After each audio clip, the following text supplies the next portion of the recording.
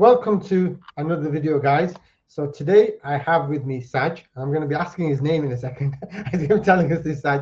So I have Saj is one of our clients who's had a tremendous success on the program, despite being super busy as a YouTuber and a property entrepreneur, a legitimate property entrepreneur, by the way, who's got a track record of like 15 to 20 years, something which he'll tell you about anyway. So Saj, I kind of just told everybody who you are already. So first of all, thank you for coming to this interview. Please tell us about yourself. Oh, thank you so much for having me. First of all, really appreciate that. And I know we talk about being busy, but this has taken us weeks and weeks and weeks just to try and organize this to get this done. So look, I appreciate you having me on. So I'm based in Birmingham. I've been in business over 30 years now, probably 33, 34 years, something like that. Always worked for myself. Never really liked the idea of somebody else being in control of my time. There's been years we've done phenomenally well, and there's been years we've been really struggling. So it's been that feast and famine for many years. But alhamdulillah, over the last 10 years or so, things have gone really well for us. And over the last 18-ish years, we've been focused just on property. Property is our business. We do lots and lots of different things within property, such as building, renovating, Airbnb, letting agency, flipping property, training and education property, online content. So all related to property. An exceptionally busy schedule, about 35 staff in the business, to give you an idea. Thank you very much for that, Saj. So tell me, why did you join our Fit Dad Life Mastery program? What did you want to change? I think I used to be as thin as a stick in my teens and early 20s. And then after I got married, all those biryani started piling on the pan. That's my excuse anyway, and I'm sticking with it. And so I just got overweight for probably best part 25 years. I've been fairly overweight. And not obesely overweight, but still overweight. And then probably 4 or 5 years ago, I started toying with the idea of losing weight. And I say toying, I wasn't really taking it seriously, trying a few little fad diets here and there. And I'd lose a little bit of weight on some of them. I think, oh, this is really good. But they're just crashes where I'm just cutting out a certain food or something, or changing lifestyle, which is not sustainable, just in order to shift that weight. And then I feel great, yeah, we've lost some weight. But as soon as I got back into my normal routine, it just slowly started piling back on. And then we've been speaking for some time, and I'd said, look, I'm really determined to lose this, because a few weeks earlier, prior to our conversation, I'd been to the doctors for regular checkup. I'm in my 50s now. And they said, look, you're kind of getting borderline blood pressure, high blood pressure, you need to take blood pressure tablets and stuff. I said, what's the alternative? They said, lose weight. And I thought, okay, don't put me on the medication just yet. Give me an opportunity to maybe shift the weight. So I think one key thing was my why changed. And I thought, look, I'm very driven, I'm very ambitious. And, inshallah, I've got a lot more to achieve yet. And the only way I can do that is if I'm healthy and I'm still around. So I can't control how long I'm going to be around, but I can control how healthy I might be. And that was the catalyst for me, for us to start speaking and say, look, how can we do this and do this in a sustainable way that's going to last a long time, bearing in mind, I do have an exceptionally busy diary. Thank you for that, Saj. So I think, Saj, what you are saying is that you weren't just concerned about the quantity of your life, because that may or may not be within our control. And I have a whole philosophical discussion around that. But you're talking about you wanted the quality of your life to improve as well. And I think one of the things that I pressed one of your buttons is I said, Saj, what are you doing? Are you working to become the richest man in the graveyard? Because you're fairly well established, alhamdulillah. And I asked you this question. I said, Saj, look, if you didn't work for the next year, 2 years, because again, you had this mental hurdle where you said, look, I'm really busy. And we went through a journey where you joined the program and then you disappeared. And then I followed up with you and I said, Saj, what's going on? Like, do you want to do this or not? I said to you, look, you're going to have to pay again. The reason I would have asked you to pay, and I ask anyone to pay again, is because I want them to have some skin in the game and some fear of loss. Because we find that sometimes having skin in the game and you pay to pay attention, right? That's what they say. You pay to pay attention.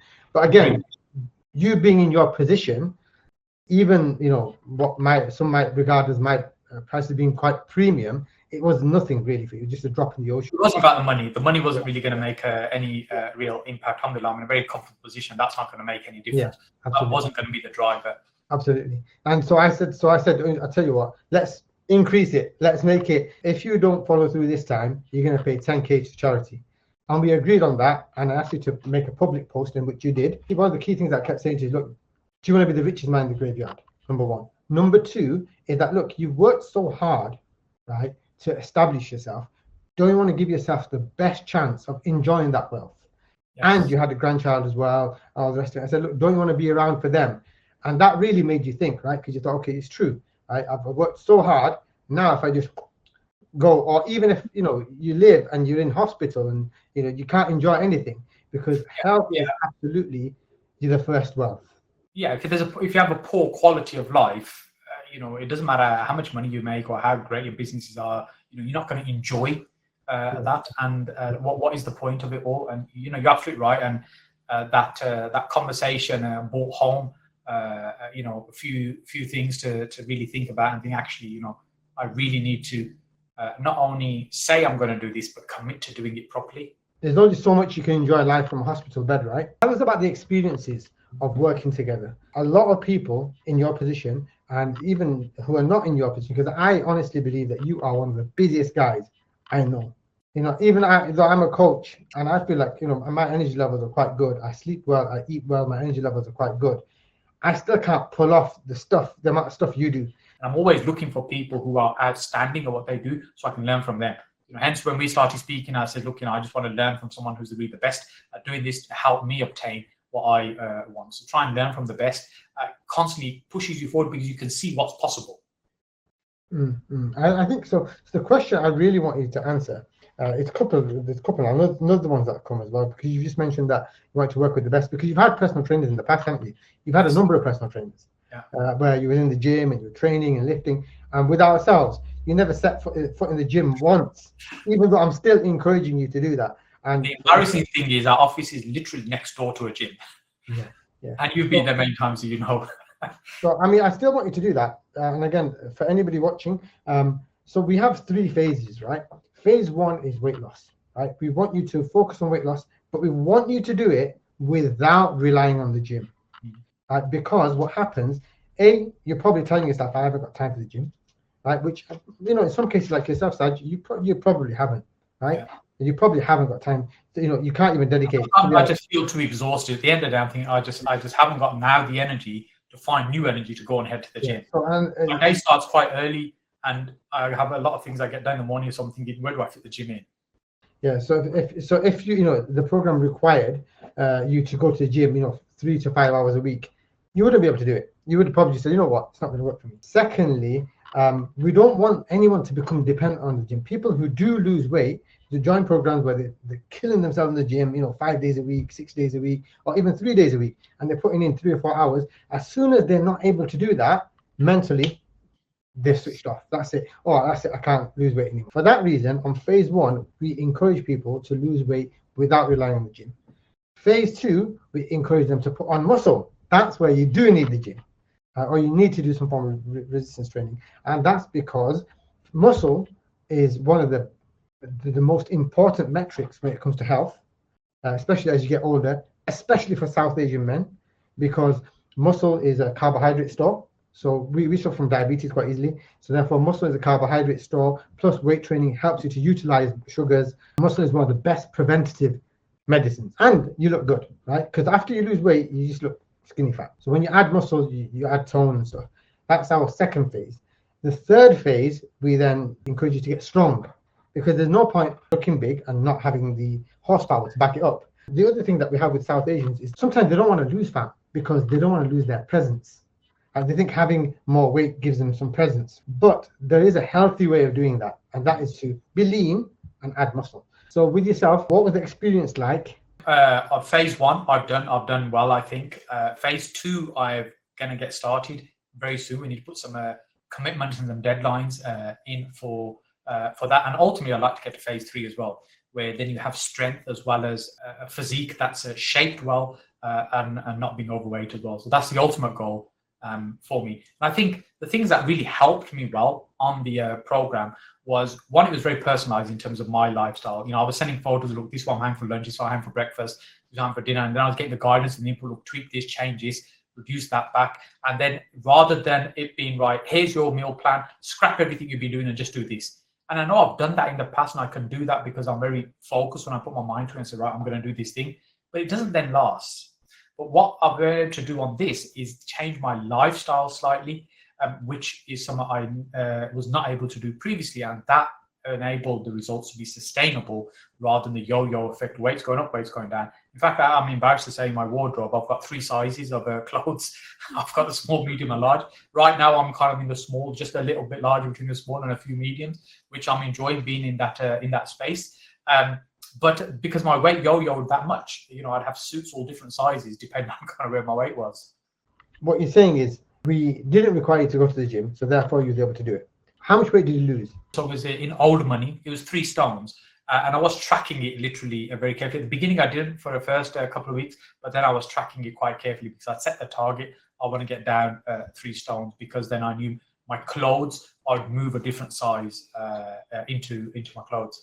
So that was the target for me. And then it kind of, I kind of got to the 3 stones, then it kind of bounced around a little bit at the bottom, but it hasn't then spiked back up. So it's been a while now, hasn't it? It's been a while since you lost weight.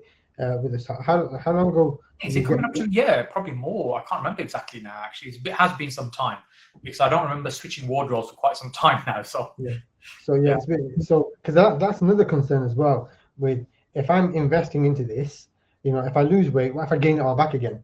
And we always say, look, the goal of our program is to change the habits, routines, and the mindset that made you overweight in the first place. Yes. Because until then, you're just dealing with the symptoms and you're not treating or killing the weeds from their roots. And I think you yourself and there's many others that have lost weight with us many years ago, and they're still managed to keep the weight off. Some guys in the program, I'm speaking to them this week and they're in England, and next week they're in Dubai, and the week after that they're in the USA, and they still managed to lose weight.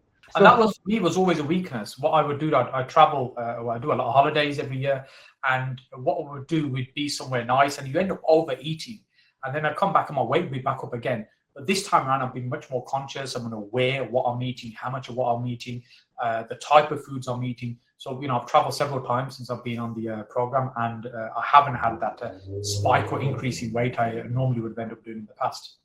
And we have an amazing term for that. We call that food taqwa. But there's layers to that, and there's levels to that, and there's a process to it as well. So what's your life like now as the new Saj? The Saj, we're not going to call it Saj 2.0 yet, because in my books, you're not yet 2.0. Once we put muscle on you, working on it.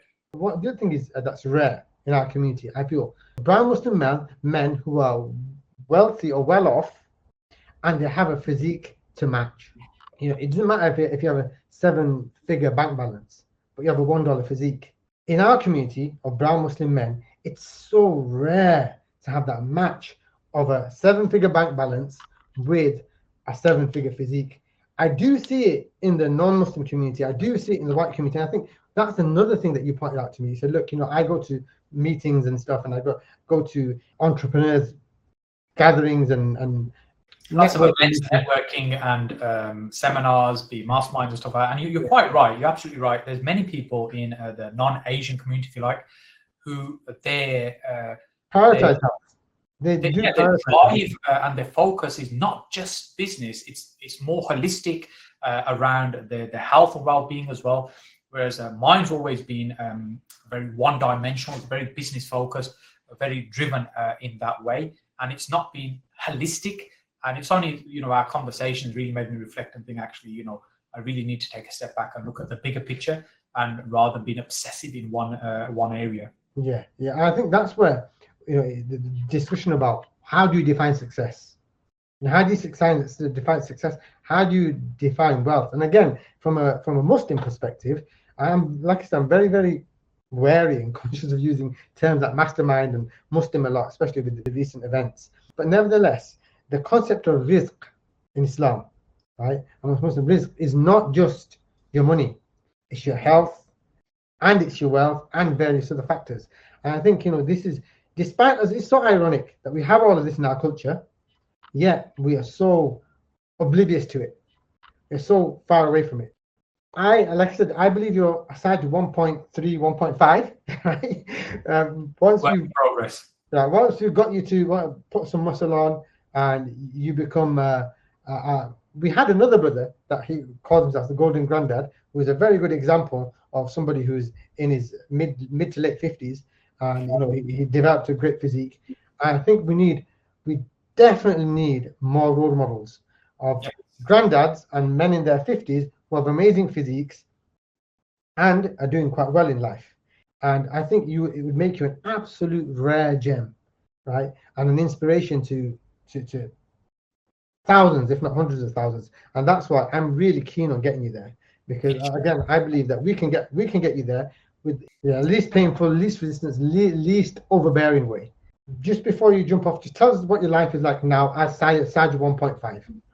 I think the biggest thing that I noticed in terms of energy, much more energy, I used to plan my diary military fashion in terms of exactly what's going on, and to an extent it still is the case. But what would happen in my diary in the afternoon between 3 and 5, I'd put things in there that didn't require so much brain power and effort energy, because I'd normally have an energy crash. I'd just be kind of crashed out at that time of the day, and often because I was eating terribly, that's why it was causing that. And then by changing and understanding more around what I'm eating, when I'm eating things, what I find out is I don't have those energy crashes now in the afternoon. That's the biggest difference I've noticed. And then just movement is so much easier, not so kind of painful. Just putting your shoes on and stuff. I am 55. I'm not that old yet, I think, but those aches and pains start to develop, and which have seem to have eased off, which I'm really pleased about. I'm really glad to hear that, Saj. And is there any famous last words that you'd like to say? Well, look, if you're thinking about losing weight, first thing you need to do is stop thinking about it. You need to prioritize your health, as we talked about today. Getting your health in order is probably the first thing you need to do. If you're not focused, you're not clear, in terms of you're constantly drained energy-wise, regardless of what it is you're trying to do, you're not going to be able to do that well. So I'd say it's really important to get that in place first, and then all the other things will start falling into place. So stop thinking about it, just get on and do it. As Adam said earlier, if you pay attention, because it's important. There's lots of times I've done things where I've paid a little bit of money for, I didn't bother with it. But actually, when you pay a lot of money for something, or what perceived to be a lot of money for you, you are much more committed and focused on that, because it's much more valuable to you, that thing, and the outcome is more important for you as well. So essentially, stop thinking and just get on with it, start doing. Thank you once again for coming on this interview.